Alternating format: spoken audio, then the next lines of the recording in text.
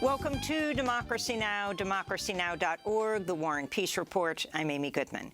In Israel, Benjamin Netanyahu is poised to become prime minister for a third time, 16 months after he was ousted from office amidst a series of corruption scandals. Results from Tuesday's election show Netanyahu's Likud party and its far-right allies won 64 seats in the Knesset, enough to form a parliamentary majority. A key member of his government will likely be Itamar Ben-Gvir, an ultra-nationalist lawmaker who openly supports the ethnic cleansing of Palestinians. This comes as Israeli security forces killed 4 Palestinians in the occupied West Bank and East Jerusalem Thursday, while Israeli fighter jets bombed the Gaza Strip.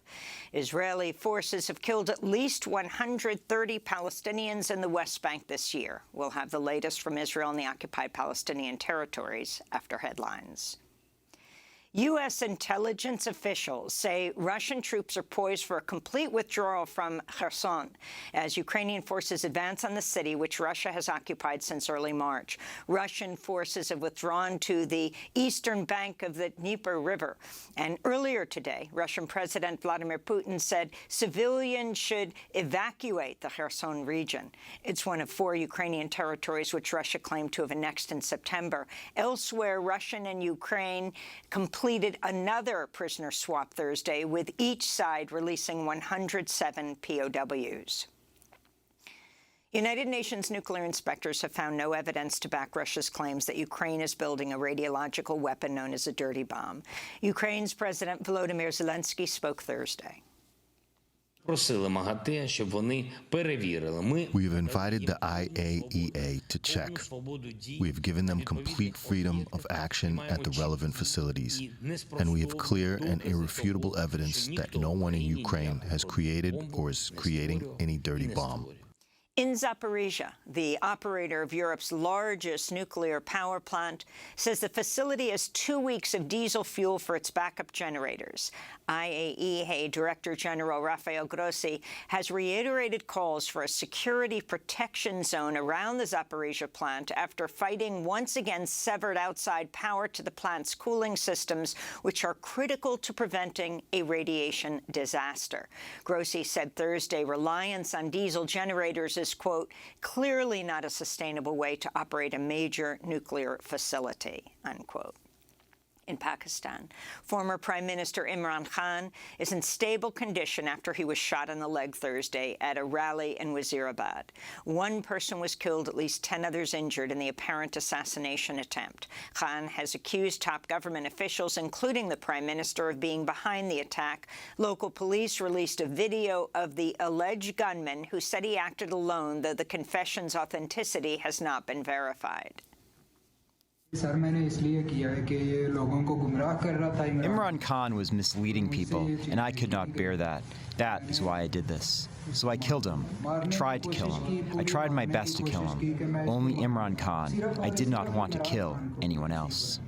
The attack on Imran Khan came 1 week into his high-profile journey across Pakistan to demand snap elections after he was removed from power in April.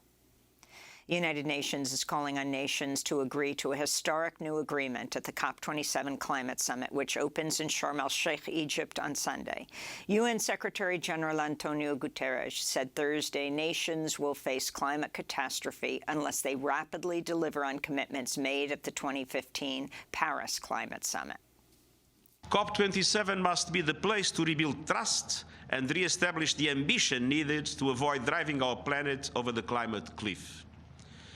In the last few weeks, report after report has painted a clear and bleak picture.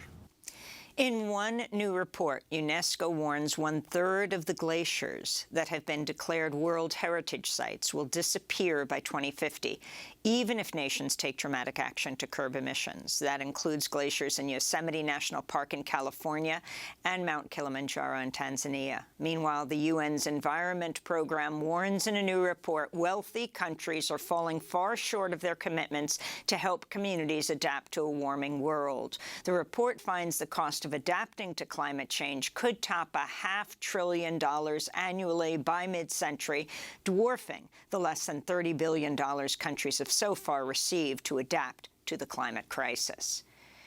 In Egypt, the Egyptian-British writer, philosopher, and political prisoner Ahmed Abdel Fattah is poised to escalate his hunger strike into a water strike when the COP27 climate summit gets underway on Sunday. That means no water or food at all.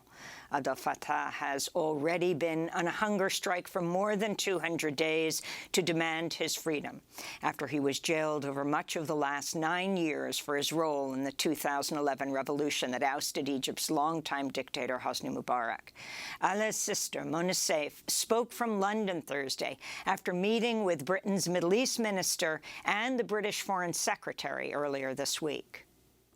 Once he starts the water strike, the body can only sustain itself so much. So we are talking about a few days in which either the UK government has to step up what they are doing, and the UK government and the Egyptian government have to agree on a solution to that situation, or we are going to lose Ale in prison.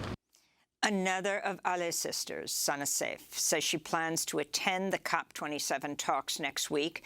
You can see our coverage of Ahmed Abdel Fattah's case and our coverage of the UN climate talks at democracynow.org. Democracy Now! Will be in Sharm el-Sheikh for the summit.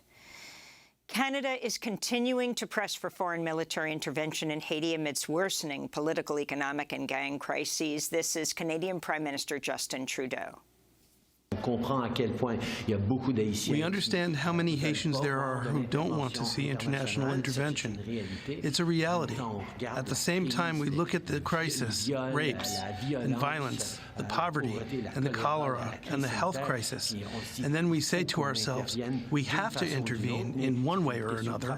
Meanwhile, over 90 civil society groups wrote a letter to President Biden urging him to reject outside military intervention in Haiti and instead pursue diplomacy and support Haitian-led political dialogue. They write, quote, "We were heartened to see in your 2022 national security strategy a commitment to not use our military to change regimes or remake societies, and we encourage you to follow through on that commitment in Haiti," they write. The United Nations General Assembly has overwhelmingly condemned the United States embargo on Cuba. 185 countries Thursday voted in favor of lifting the decades-old sanctions which have devastated Cuba's economy since the 60s. Only the U.S. and Israel voted against the motion, while Brazil and Ukraine abstained. Billionaire Elon Musk met Thursday with over half a dozen civil rights groups amid concerns the new owner of Twitter will let misinformation and hate speech go unchecked. Media Matters, Free Press, and dozens more groups urged Twitter's top advertisers to remove their ads from the platform if proper safety standards are not imposed. Meanwhile, Musk is reportedly firing thousands of employees, about half of Twitter's workforce, starting today, and requiring remaining workers to return to on-site work. Some Twitter employees filed a class action lawsuit alleging the firings are unlawful. Nearly 50,000 University of California student workers are set to go on strike if a deal isn't reached with university officials on higher wages and other demands. On Wednesday, over 35,000 University of California student workers voted in favor of authorizing a strike beginning November 14th. They're demanding salary increases that keep pace with the skyrocketing cost of living in California, as well as free public transit passes and reimbursement of child care costs. And human rights activists led an 18-hour protest Thursday outside New York City Hall as they continued to demand officials shut down the Rikers Island jail complex. The demonstration was in response to the death this week of 26-year-old Gilberto Garcia, the 18th person to die at Rikers so far this year. He'd been jailed at Rikers for 3 years as he awaited trial. He died of an apparent drug overdose, but a cause of death has not been confirmed. And those are some of the headlines. This is Democracy Now!, democracynow.org, the War and Peace Report. I'm Amy Goodman.